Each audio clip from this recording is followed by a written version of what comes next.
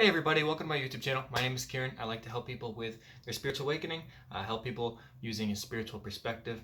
Today I wanted to talk about accepting where you are on your twin flame journey. Basically, you're going to come to a point where you find yourself unable to move on from kind of where you are in the specific journey, unsure of what it means for the future, and kind of, why you should accept where you are, and kind of some tools and guides to kind of enable you to just shift from maybe a stuck energy, complacent energy, maybe an energy of sadness, of kind of despair, conflict, and shift into more of an empowering energy, right? Something that actually allows you to move forward with your life and to keep going and kind of be happy rather than relying on somebody else who just isn't making you smile, right? Okay, so accepting where you are on a twin flame journey. Okay, so first and foremost, the number one thing you should accept, okay, is that they are not here for your romantic pleasure. Okay, so I'll say that again. They are not here for your romantic pleasure, right? So that fairy tale romance that you've always wanted, that's not them. That's not them at all. That's probably the opposite of them, because as I'm sure you know, it causes such a great deal of stress and pain that in order for you guys to ever be together in the physical, you would need to undergo your own serious transformations, and they would need to undergo their own serious transformations. And that's why there's all that triggering and all of that back and forth and that separation, is because the things that you guys do, the reactions that you have to each other are the opposite of what you actually want. But you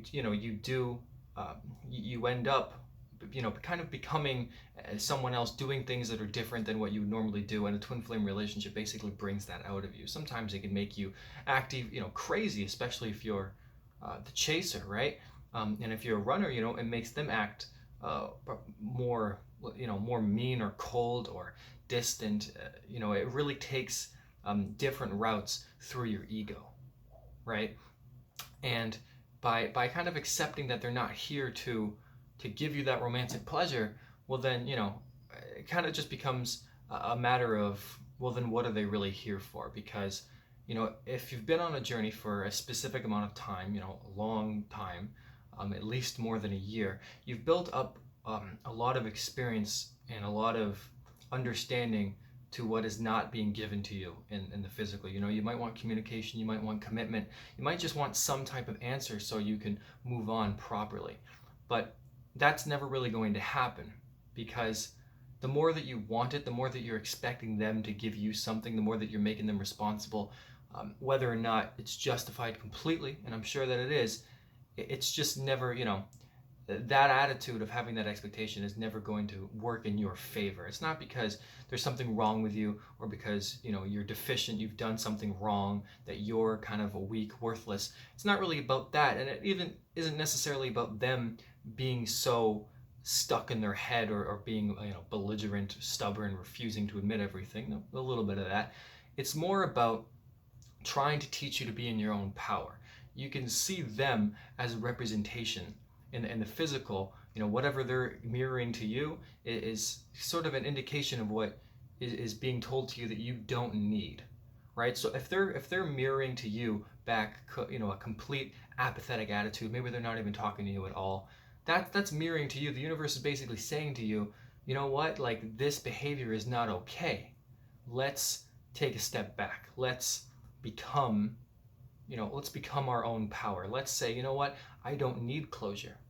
And that's why so many people often wonder if their twin flame is actually their twin flame. It hardly has to do with that strong connection that you understand intuitively, that you do deeply know, that you're aware of on a spiritual level. Of course you know that you're a twin, of course. However, it becomes very confusing and problematic when you've been on the journey for a long time and you don't get anything from them. And that's when those questions start to come up. Are they my twin? Will we be together? How do I and it becomes crazy. It forces you to do crazy shit. I did crazy shit, and it's an insane pattern.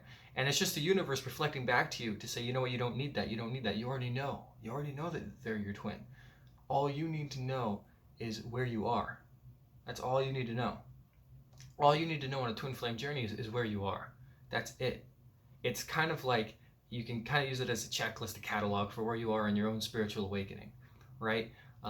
What you're doing with your work, what you're doing with your life, and it helps you to heal your emotional patterns, right? There's nothing a twin flame doesn't give you that you don't need, right? And it becomes up to you on whether or not you keep needing that that pain, those triggering events. How many times do you need to look at their social media? How many times do you need to check on their karmic relationship to see, oh, maybe they're out of a relationship this week? And then you inevitably check and they're not, and they posted some new picture, and all that pain inside of your heart space, right here, just starts to, come up to the surface again, and suddenly you're crying, and it was otherwise a pretty good day, right? How many times do you need that stuff? And all of that stuff comes up because it's an inability to accept where you are in that journey, and an inability to accept that your twin is not there for you, right? It's not there for you to just, hug and kiss and have this fantastic relationship. Oftentimes there's even trying to become friends is very difficult, right? Whether or not there's jealousy involved, or just personalities clash at the beginning, some type of stuff like that, right? Ultimately, it is truly just here to help you grow and ascend and love yourself.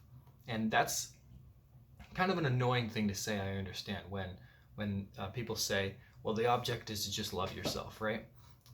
And it might be helpful to understand that rather than think about it as loving yourself, or, thinking about they can't be with me unless I love myself. It seems kind of unfair type of thing. How come other people who don't love themselves are able to be in relationships? Or, what do I have to be perfect just to be with somebody? Nobody's perfect. How am I supposed to, nobody can be perfect. All relationships have problems. How come I can't get to experience that, etc., etc.?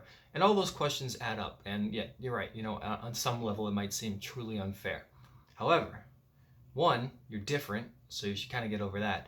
Two, it might help to understand that what's actually happening is that you're at a different level than they are. So it might help you to understand that since you're at a different level, you're already on a more vibrant path to loving yourself. You've already done, on a deep spiritual level, the ability, you've already done some of that loving, self-love work. Right? Now, it's not to say that you don't have work to do or that you shouldn't try to love yourself. That's not at all what I mean. What I mean is that you've come here to awaken. You're the one that's awakened. You're here first. Your twin might be stuck in the 3D, might not understand their own feelings, and people tell you, why don't you just love yourself? Love yourself, don't focus on them, then everything will come, come to fruition, which is good, and that's true. But people kind of get bogged down by that loving themselves thing, because it seems like in order to love yourself, you have to completely shut off your own heart for them, shut off your own feelings, or bury them, inside of yourself as a metaphor. Don't do it literally; that's illegal. But right, you get it, it's kind of an annoying thing, right? Oh, love myself. Oh, I get it, right? Okay. Yeah, it's true. It's annoying to hear. However, try to think of loving yourself as an appreciation for who you are, an appreciation for your own journey, because you forget that your journey is just important as their journey. Like, your side of things, your perspective is just as important, right? And loving yourself is simply trying to understand who you are, and that truly happens when you stop thinking about it as some sort of work, as something that you have to do. It's not really about having to do it. You don't have to do anything. You could kill yourself. You could just go out right now and kill yourself, and you don't have to do shit. You don't have to do anything. If you think that you have to go to the post office, you don't have to do that. You can just kill yourself. And that's kind of the point. You don't have to do anything. Everybody has free will. They have free will. You have free will. Loving yourself is a choice. And loving yourself doesn't have to be work. And it gets to a point where when you decide to love yourself, is basically when you decide to stop giving them energy. And that's kind of a great example of how to love yourself. Just maybe for future reference, I might even do a video on that at some point. But when you stop giving energy to things that do not serve you, you're automatically loving yourself. Automatically. There is no, there's no chasing people, things, right? If you have an addiction and you're finding it hard to love yourself because it's getting in your way, and if you stop giving energy to that addiction, whether thought pattern, behaviors, the action itself, you realize that you're loving yourself automatically. And loving yourself doesn't actually require a lot of work. It requires more about giving up things and allowing your own soul to take power, to give up that kind of control of the mind and just let things go.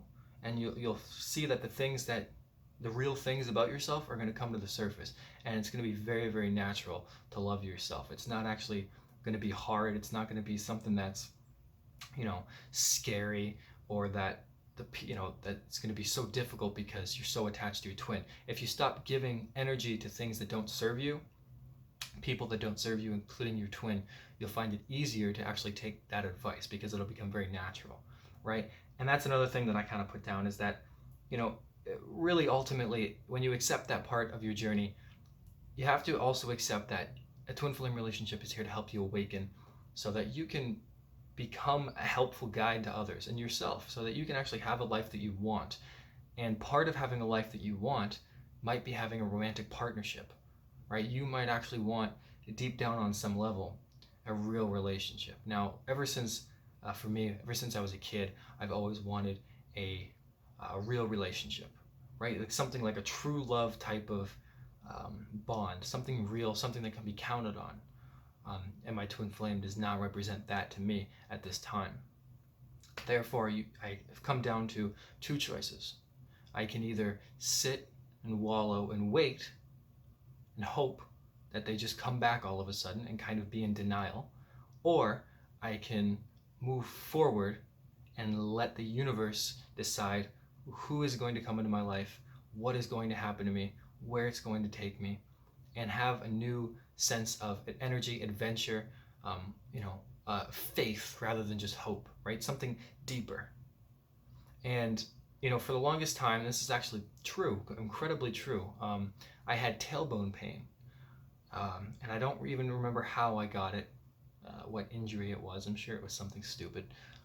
But it lasted for maybe 9 or 10 months, right? And basically the spiritual meaning behind tailbone pain is indecision, an inability to move on, stuck in a situation. Well, basically I found myself recently at a point where I decided that I had to let go of my twin flame. I had to look at her and go, this is not going to work.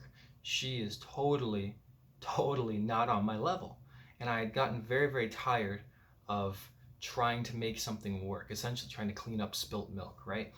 And I decided that enough was enough, and I kind of burnt it to ash. I decided to, it's over, done. I'll start a new cycle. And as soon as I did that, as soon as I made that choice, as soon as I took that action, tailbone pain went away overnight, completely gone. And it's incredible that happened. I never thought it would ever go away. And it turns out that really it just came down to that. It came down to taking action and accepting where you are on that journey, right? Because there's new people that are meant to come into your life. Accepting that your twin flame is not here for your romantic pleasure, it's freeing. If you really want it to be freeing, it can be. If you really want to release that burden, you actually can. Because there are so many things that are allowed to come into your life. So many possibilities, so many people, that a lot of them are, still attached to your karma. And I don't mean that in a bad way, I mean that also in a good way. That there might be somebody that comes into your life that actually gives you everything that you want, because you have been doing your work, you have been doing your self-love. But, at the end of the day, you're ahead of your twin flame and they aren't on your level. So no matter how many times or how many years you've been loving yourself and following your mission work and doing new things and trying to create this dynasty for yourself in hope that they would see it and come back, and ultimately still nothing is happening. And it's just because of that inability to really accept where everything is, to accept that, they're not on my level, so why am I not allowing somebody who is on my level to come in? Why am I not allowing new opportunities? Somebody might actually make you happy for a summer. Somebody might actually do something for you. You might actually meet somebody that teaches you something new. And it doesn't have to be romantic, of course. You're allowed to make your own choice. You're allowed to say, I'm never going to sleep or be with anybody in the physical again except for my twin. And you're allowed to make that choice. You're allowed to wait, but you also have to accept that if you're going to make that choice, then it's going to happen no matter what, right? Divine timing. So if you choose to wait 3 years, you could have done anything you wanted for 3 years, and it still would have happened in, after that 3-year time span, right? Because this divine timing was going to happen anyway. Your free will comes down to when the things come into your life, you get to choose what to do about them, okay? So really, acceptance also means letting them go. For the time being, it means moving on, moving forward, right? So all you have to do is you have to keep leveling up. You can't wait for them. You can't wait for somebody to suddenly realize your worth. You can't make them understand that you're important, because the more that you do that, the more that you're saying to yourself and to the universe, I'm not worth love, I'm not important, right? Don't keep chasing after them. Don't keep trying to be with somebody who doesn't want to be with you. And it's hard to hear because it makes you sound like you've been so pathetic for so long. And that's a feeling that will persist consistently until you change that perception of how it's been. Instead of looking at it as, I've been pathetic for chasing somebody who doesn't want me, how come they don't want me? Look at it from a perspective of, they don't understand. They don't understand any of it. They're ignorant to my own worth. They're ignorant to this connection. They don't get it. And I'm better. I'm better than this. You're actually allowed to say that to your own, maybe don't be mean to their face or whatever, but you're allowed to kind of be like, you know what, person's kind of a bitch, an asshole, they're not on my level, they're rude, they don't accept me for who I am, they don't get it, and that's fine. You're allowed to do that. Treat your twin like they were anybody else. Don't see them as like they were anybody else maybe, but treat them in the 3D like they were anybody else, like as if they were some girl or guy who you didn't give a shit about, who didn't like give you any return, and you're like, nah, okay, I don't care. Like there's been times in my life where I've asked girls out who were like, nah, and I was like, okay, that's cool, I don't care, because why would I give a shit? And then with a twin flame, you get rejected, and it's like, oh my god, they don't love me, what the hell? And it just drags you down into a dark hole. But look at them like you would anybody you don't give a shit about, right? It's that attitude that attracts that, right? There's something I can say about myself, which I'm very proud of, which is that throughout my life, especially in lots of situations, I've been very lucky because I don't give a shit. I have an attitude of kind of detachment with many things, not everything, but with a lot of things, I just don't care, right? So I've gotten away with many things at work, in work environments that other people have not, because I don't give a shit, because I don't care. So nobody ever gets on my ass. Like there's been places where I haven't wore a hat, for the work uniform, whatever, and I don't, because I have a big head, so hats don't look good on me, so I don't really wear them that much. So I never did, but I would never get in trouble because I was like, nah, I don't care. And everybody else would kind of get jealous because they're like, well, we have to wear a hat because these are the rules and blah. And from my perspective, it's like, there's no such thing as rules because it doesn't matter, man. So that attitude, that attracts it. So if you can have that attitude with your twin, imagine what would be attracted into your life. And the first step to having that attitude is to actually, to not give a shit. Stop putting in that work and that effort into somebody who just isn't about it. They're not about you. And you have to understand your own power. You have to say to yourself, I'm better than the situation. And in order to do that, you really, again, have to accept where you are. You have to accept that they are just not on your level, but you cannot stay around for their level. You have to keep going. You have to keep going. You have to keep moving forward, because part of loving yourself is part of following your mission.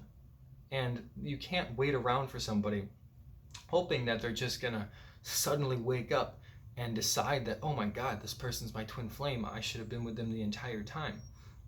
No, you have to let them come to that conclusion on their own in their own time, right? Because you already know. And so if you already knew everything from the beginning, you wouldn't have needed to have gone on this huge, long, painful journey, right? Of course you needed to, right, to get to a point where you understand that. But the point is that you do get to a point where you can make a choice. You can decide that I'm going to accept where things are and I'm going to move forward and allow things to happen naturally. And this is another point that I put down here, was that you want to allow new opportunities and go with the flow, right? Part of acceptance is going with the flow. And when you go with the flow, you're allowing love to come into your life in so many different forms. You're allowing the opportunities to come in that would enable you to grow and not feel pain, because part of that twin flame relationship is all of the pain that you feel, all of that hurt and the regret and the the indecision and the sorrow and the jealousy and the sadness and all that stuff, right? None of it's fun.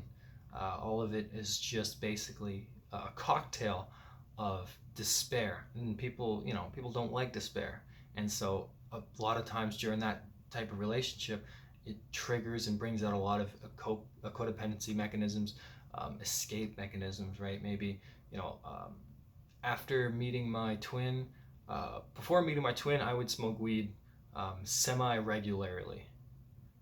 Basically, I wasn't depressed, so when I did smoke it, it was so much fun. And then, like, after like 2 or 3 months of meeting my twin, smoking weed became like an escape into like something else, and it became very dark and scary and just started fucking with my head a lot. And because it was triggering something real, right? It was triggering a reason for me to escape from my pain, because they're going to bring up all of that pain. But when you go with the flow, you realize that all of that pain, you can actually let go of it. You can just allow new things to come into your life and to go with them, to navigate through them, and just better allow things to happen to you rather than, or through you rather than to you, right? Allowing the process to unfold naturally, as if your life was actually a movie, and just letting things happen, accepting where things are, right? And that's kind of a better attitude to have, and it's more empowering. Now, you don't have to be at this level yet. I think that I am at this level.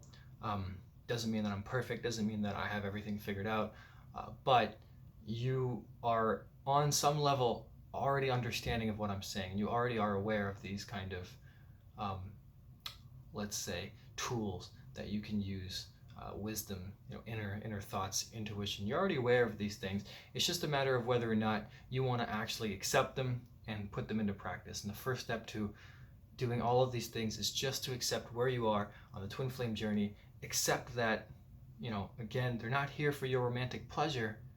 Now, again, it doesn't mean that you're never going to be with them, but it does mean that you should move on and treat them like it's just anybody else.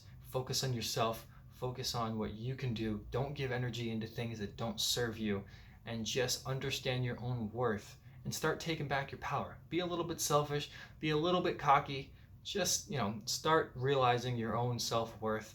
Realize the new things that can come into you. Realize that endings ultimately mean new beginnings for things that are better. And, if the universe doesn't want you to be with somebody right now, it's trying to protect you, not trying to hurt you. Obviously, if you're not with your twin right now, the universe is kind of saying, like, if you were, it would be a lot worse. And so it's a hidden blessing, right? There's a saying from somebody, maybe Hitler, I don't know. Could be anybody, since I don't know who said it. But I think it's something like, you never know what your bad luck protects your worse luck from. That was a shitty quote. That wasn't it. But the point is that your bad luck could actually prevent you from worse luck. That might have been a better way of saying it. I should write these things down, but I don't. Anyway, you get the point. Again, focus on yourself. Don't give energy to people that don't care about you, because you're better than that. Keep leveling up. Do your thing. And at the end of the day, fuck them, because you're what's really important. You are the important one, right? You have yourself to take care of. Other people probably rely on you. Other people are going to rely on you. You have things to do on this planet. You're awesome. You're special, and not in like a mental way, in an awesome way, right? In a way that's, I think I just made a joke about retardation by accident. Anyway, didn't mean to do that. Point is, you guys are great. Just keep focusing on yourself, and everything is going to work out just fine in the end. All right, guys? All right, thank you for watching. I will see you guys another day.